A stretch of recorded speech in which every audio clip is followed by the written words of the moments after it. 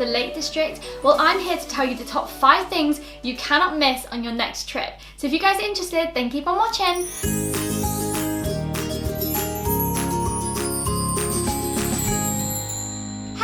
And welcome back to my channel. On this channel I love to do Disney magic, travel and much more. Earlier on this year in September, me and Joe journeyed up north to the beautiful Lake District. It was our first time, we'd never been, so I thought it'd be great to make this video to show you guys the top 5 things you cannot miss on your next trip to this beautiful part of the country. Driving from Bristol, we knew the Lake District was a long journey. It took us about 4.5 hours in total, but it was definitely worth it. But my recommendation here is definitely to drive. This is because when you're in the Lake District, whatever part you choose, it's always really handy to have a car so you can navigate your way around and see so many different beautiful places. When planning our trip to the Lake District, there are so many beautiful lakes with so many different attractions and things to do around them, but we actually decided to base ourselves at the Lake of Ullswater. Ullswater is actually the second largest lake in the Lake District, being approximately 9 miles long and a maximum depth of slightly more than 60 meters. One thing I should tell you guys about in the Lake District in September is actually the weather. Now, the Lake District is renowned for being very wet.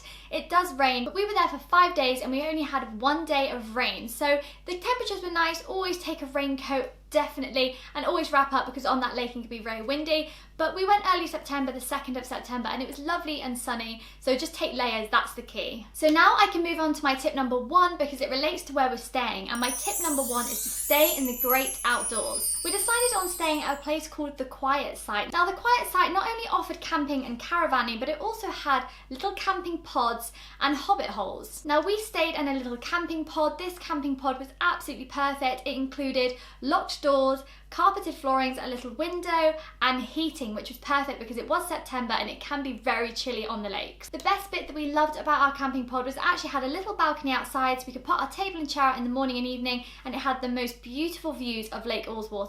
The Quiet Site was only 5 miles from Pooley Bridge and it had perfect facilities, just what we needed. When arriving at the Quiet Site, we were greeted in reception. Now the reception was actually also a little shop, so this had all your camping essentials, food, drink. It also had a really nice board on the entrance, so this shows you the weather for the day, when the entertainment was going to be on in the nearby pubs, what the walks were and how many miles they were. So this was really helpful because we'd never been. We were very interested in walking, so this helped us plan our days ahead, and the weather especially was important because we needed to know what that day was going to be like. They even offered fresh orange juice and milk every morning, so if you wanted to go down to the shop you could get a milk or an orange juice and change your bottles every day, so that was really nice for breakfast. Other facilities at the Quiet Site, they actually had a washing up area, so as campers you can take your things to wash up in the evening. They also had really nice renovated toilet and shower blocks, one for women, one for men, and there was a family changer with a bath. They also had something known as the campers kitchen. Now the campers kitchen, you go in, there's actually a range of different hot drinks, there's a kettle, there's a microwave and toaster, there's fridges, so you can actually put your things in a fridge. It was just really nice after a day if you want to go in there, have a cup of tea and wash up your things and just have somewhere to sit and chill out really. The best thing about the Quiet Site was definitely the views, because it was quite high up, so you definitely needed your car to get to it, but because it was high up you had the most gorgeous views of Lake Ullswater, and that was really what we were there for. The reason why we picked the Quiet Site is we felt it was the perfect location. It was close to local walks, falls, lakes, cycle tracks and local shops, so we just wanted to be in the perfect place so we can just go out and explore every day. If you guys want to know any more about the Quiet Site, then remember to check out their website and their TripAdvisor for lots of reviews. I found that really helpful when booking the trip, and you can also find out a lot more about their facilities. Tip number 2 now guys, and my next tip is to pack those walking boots and go on a hike. Being in the most beautiful part of the country, you have to go walking, you have to see those views. Trust me, when you get to the top, you'll be so glad you did it. After getting recommendations from our campsites about many different trails and walks that we could go on, we actually started at Pooley Bridge. Now from here, we went into a little shop, we found a map that we could follow so we didn't get lost, because really, you are in the great outdoors and you just have to go with it. So we got a couple of maps and we started on our journey. The walk we actually decided on doing was about 8 to 10 miles long. So we started at the local town of Pooley Bridge and we made our way all the way to Area Force, which is a beautiful local waterfall. The best part about going for a walk in the Lake District is the views. The views are phenomenal and you really feel like you're there, especially when you hit that peak of your walk. You're at the highest part and you just look around you and there's just countryside for miles and that lake is shimmering in the sun. It is something to behold,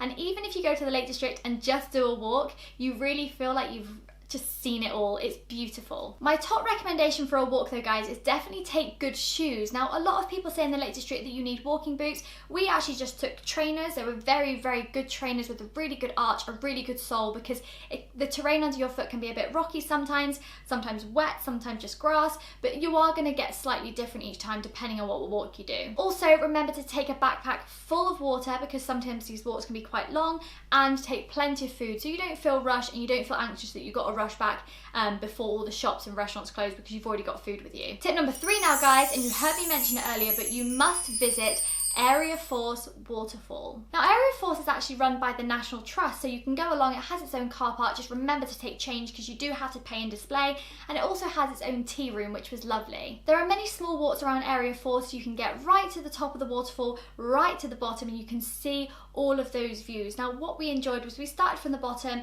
we made our way all up the walk, all the way to the left. Now, the walk, this is quite slippy because it can be wet, obviously from the waterfall, and there's a lot of trees around you, so the water can spray. Just be cautious of wearing really good shoes and holding onto those railings just to be safe. We walked all the way to the top, kind of glancing. We could hear the waterfall, but we couldn't see it yet, so we were in apprehension, wondering where it was.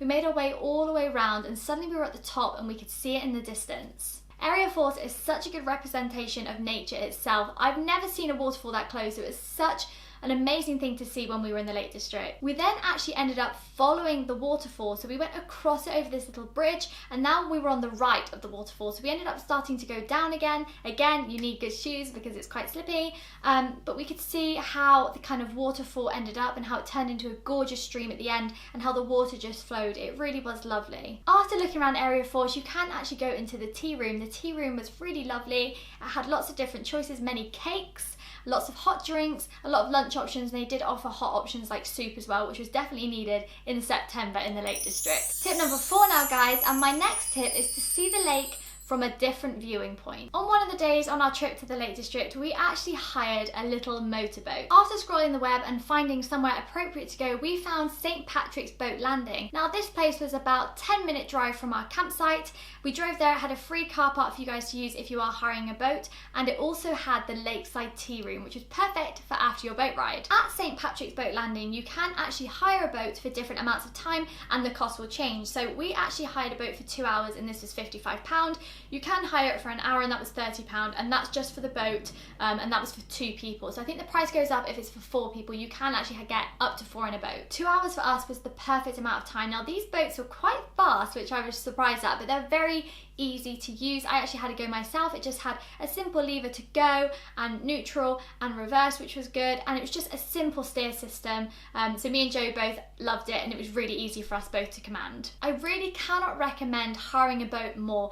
This was probably our favourite thing that we did on this holiday. Now, not only are you right in the lake, you can use this boat, you can do whatever you want with it. They completely let you have it. Just go where the wind or where the lake takes you. And also, actually, as we looked around our surroundings, we could actually see the walk that we'd done the day before and all these gorgeous mountains and peaks that people were walking along. It was also really nice when you're on the lake to see other people in their boat and everybody says hi. Everyone's really friendly. It was just such a different perspective for us to actually be there, look around us, and just appreciate our surroundings. Another great thing about St. Patrick's Boat Landing, as well as the free parking, was they had a lakeside tea room. This was lovely. Now, this was up some steps looking over the lake. We actually sat outside on a balcony, so we were outside looking the lake that we'd just been on, which was a really surreal experience. And we both had a sandwich and a piece of lovely lemon drizzle cake afterwards, and we just sat there and we just ate our meal. It was lovely, and we just looked at where we are, what we'd just done. It was just beautiful. We're on to tip number 5 now, guys, and that is going to be, when you're in the Lake District, take a trip to Grizedale Forest. Grizedale Forest was about an hour journey from our campsite, but we knew they had many different activities that we wanted to see when we were in the Lake District. Grizedale Forest, in the heart of the Lake District, offers an unrivaled day out for everyone. Breathtaking views, stunning artwork, and endless forest trails. You must discover what Grizedale has to offer. At Grizedale, you can explore the forest on 2 wheels, foot or horseback, and keep your eyes peeled along the way for unique sculptures which are dotted throughout the forest. And for my tip number 5, now this is what we did. If you want to test your nerves, then swing them on the trees on one of the Go Ape courses there. That's right, me and Joe actually did the Go Ape course at Grizedale Forest. We actually did the Go Ape Extreme course, and it was because we were in September, the school had just finished, we actually got a really good discounted rates, and I think it was only about £55 for both of us, and this course lasted about 2.5 hours long. When we arrived at Grizedale Forest, it was a really beautiful beautiful setting. There was a park for kids to play on. There was also a cafe, so we actually had some dinner before we started,